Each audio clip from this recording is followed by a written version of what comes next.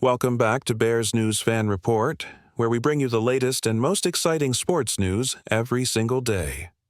Tonight, we're peeling back the curtain on a fascinating and potentially explosive post-draft reality for Chicago. The dust has settled on free agency and the draft, but the real roster drama is only just heating up. Which veterans and young contributors have suddenly found themselves on the hot seat? And who's most likely to be the first name called in the "You're Cut" group text?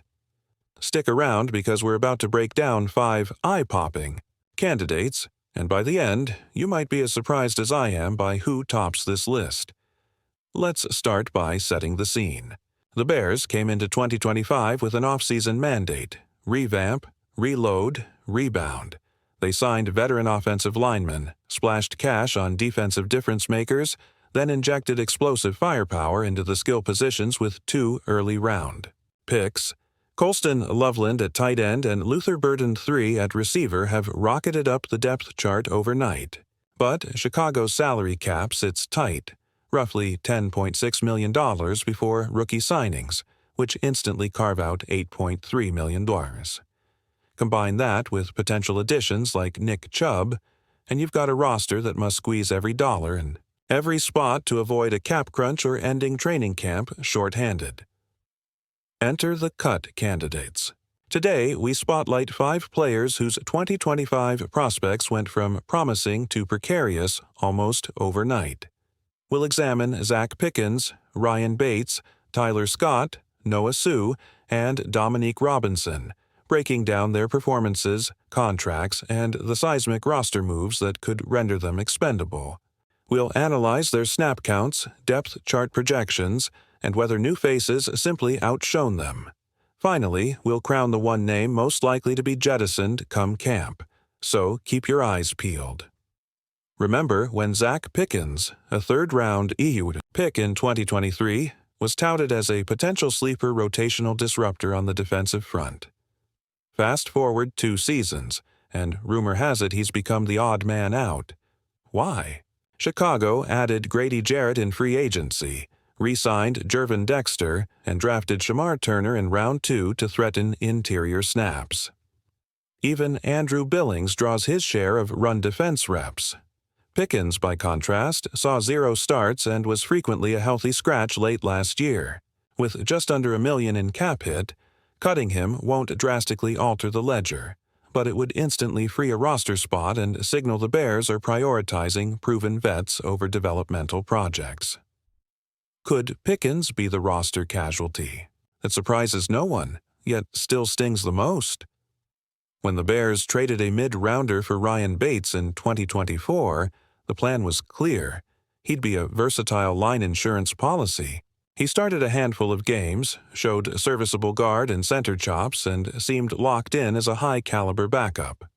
But Chicago drafted Luke Newman in round 4, an athletic center treats guard with a second-round upside, and still has veterans Doug, Kramer, and Ricky Stromberg on rookie-friendly deals. Bates carries a $4 million cap number this year, significantly more than any of his backups. If the line reshuffles around an improved unit, led by Thuney, Jackson, and Dahlman, does Chicago really need to burn that money? Cutting or restructuring Bates could free cap and allow the baby boomer backups to ascend. Is Bates more expendable than his track record suggests? Tyler Scott's 2023 flashes, those jaw-dropping deep catches, earned him camp buzz, but last season he logged a meager 10 targets and 0 touchdowns. Meanwhile, the Bears loaded the receiver room with DJ Moore, Rome Odunze, Luther Burden III, Devin Duvernay, and Olamide Zaccheaus in free agency. Even return ace Devin Duvernay eats special teams reps that Scott once craved. At roughly the veteran minimum cap number, cutting him saves little in dollars but sends a clear message. Earn your spot. Could Scott's path to meaningful snaps be completely blocked by this year's haul, making him the first of Chicago's young receivers to get shown the door? Drafted in Round 5 of 2023, linebacker Noah Sue entered Oregon pedigree and athletics. Upside. 2 years in, however, he's played sparingly, mostly on special teams, and struggled to carve out defensive snaps. The Bears instead added Ruben Hippolyte II in Round 3 and retained Tremaine Edmonds plus Jack Sanborn, all while bringing in veteran Ayanbonena Urhogaide for ST prowess. Sue's cap hit sits under $1 million, but his roster spot is precious. There's talk that Chicago may convert him to full-time special teams ace. If he can't win a defensive role, the door might swing shut. Could Sue be the next to fall? A cautionary tale of didn't make the jump? Dominique Robinson burst onto the scene with a 3-sack, 1 forced fumble performance in his first career start, a performance that had pundits touting his untapped pass rush potential. Yet, since that rainy day first triumph, Robinson has recorded only 1.5 sacks across 2 seasons. Chicago's offseason bolstered the edge core with Dayo Odeyingbo in free agency and Shamar Turner's rotational promise up front, not to mention retaining Montez Sweat. If the new DC's scheme demands speed-to-power versatility, and Robinson can't consistently bend the edge or drop into sub-packages, he risks becoming roster dead weight. Cutting him clears room for a younger UDFA or camp standout. Is Robinson's future in Navy and Orange slipping away? Beyond on-field play, these decisions feed directly into Chicago's cap maneuvering.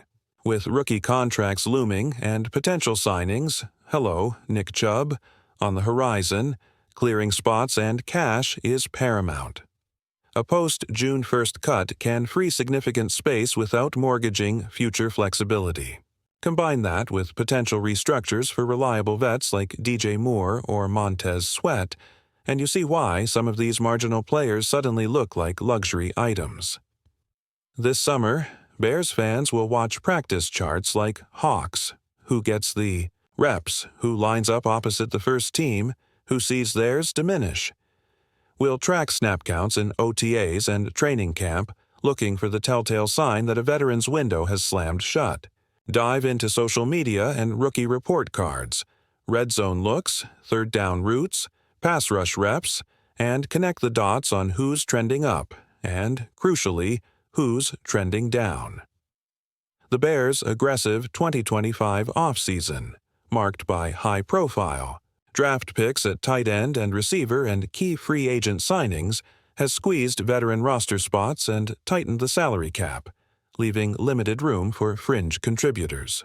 Tyler Scott, once heralded for his big play potential, now finds himself buried behind DJ Moore, Rome Odunes, Luther Burden III, Devin Duvernay, and other cost-effective options. With minimal offensive snaps last season and little special teams value, Scott's veteran minimum cap hit makes him an easy target for cuts as Chicago prioritizes versatile, rookie-friendly depth. In a scheme-driven rebuild under Ben Johnson, every player must earn defined roles, and recent mock depth charts and internet chatter consistently slot Scott as a 5th-string receiver at best.